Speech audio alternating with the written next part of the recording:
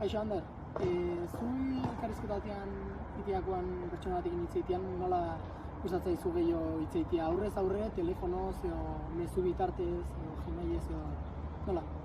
Depende, zerbait serio baldin bada, nahiago eta aurrez aurre hitzeitea.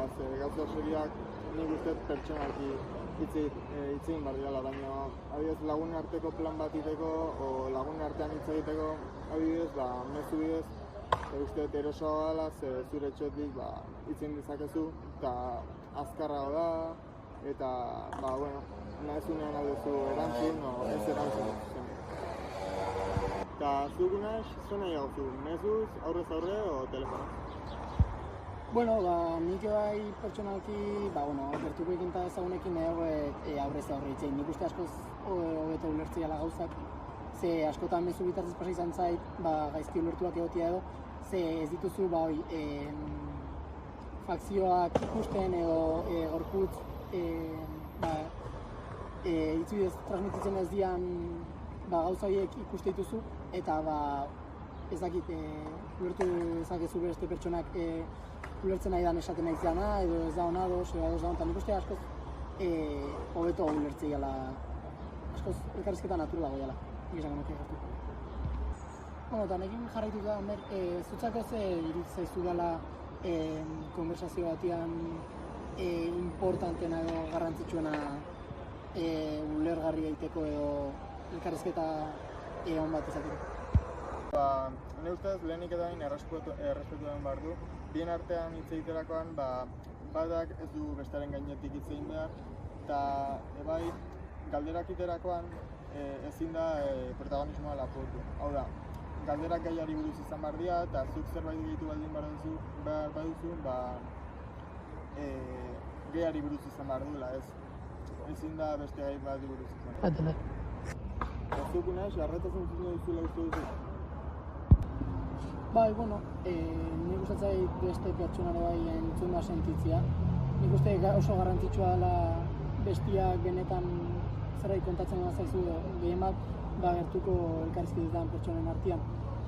Bestia sentitzen baduzu entzuten aidala edo entzuna sentitzen naiz baldin bazea, nik uste asko zerrexo askatzen zehala edo azkenean konfiantza hori sortzea elkarrizketan ez asko zerrexo da hitzeitea gauzak. Orduan, ni beti saiatzen naiz, postura egoki bat eukitzen eta naiz zerbait kontatzen alin bai da nahi naiz jartzen hola bota eta ez ezerrez.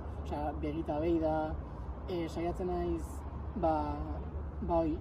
arreta jartzen pertsona horri, galderen bitartez eta bakarrik atatzezkizun gauza diala, baina benetan beste pertsona kontatzen nahi zaizuna interesatzen alma zaizu, holako gauzak bakarrik atatzezkizu.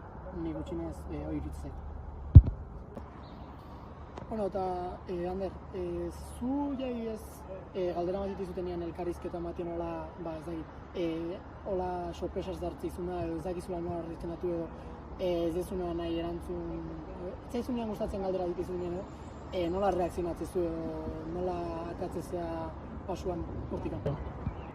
Normalian galdera hauekin nahiko urduri jartzen naiz. Nela honek ez didate, gorria jartzen naizela eta nik ikustet, normalian parra iteetela, o batzutan bromak iteitut hortikan ondo atatzeko. Baina, adibidez, klasean, entrevista baten edo giro formal baten, erantzuna asko pentsatu beharko nuke hortik ondo atatzeko, eta galdera pixkat egitatzeko, ondo atatzeko.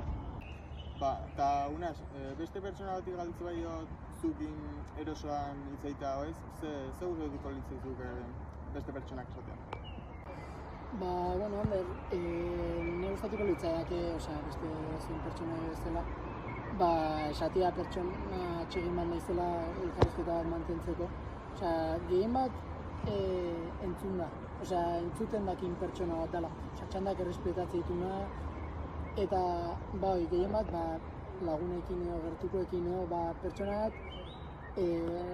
baten gana aldezuna jo desahogatzeko edo arazo bat akazunean entzuna arazte, entzuna sentitzeana eta gero bere iritzia edo bere esperientzia kontatzeiana lagundu ahal izateko. Orduan, ni izateko nintzake, izaten nahiko nuke izatea pertsona bat non bestiak helduten konfiatu behaien arazoak eta kezkak galdetzeko eta kontatzeko.